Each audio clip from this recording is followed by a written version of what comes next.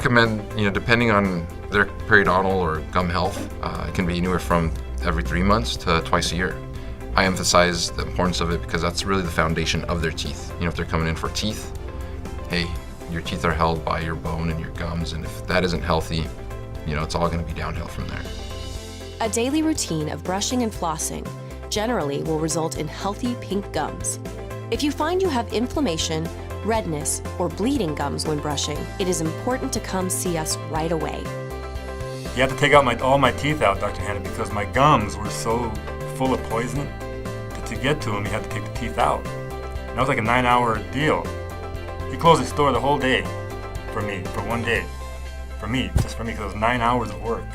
That's why Dr. Hanna is so good. I had never had no pain the whole time. Didn't take no pain pills, nothing after that.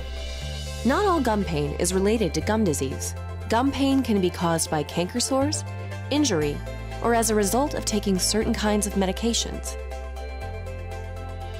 We are excited to have the opportunity to serve you. Be sure to let us know if you have any questions about the treatment of gum disease. Please take advantage of our new patient special by calling today and mentioning the offer below.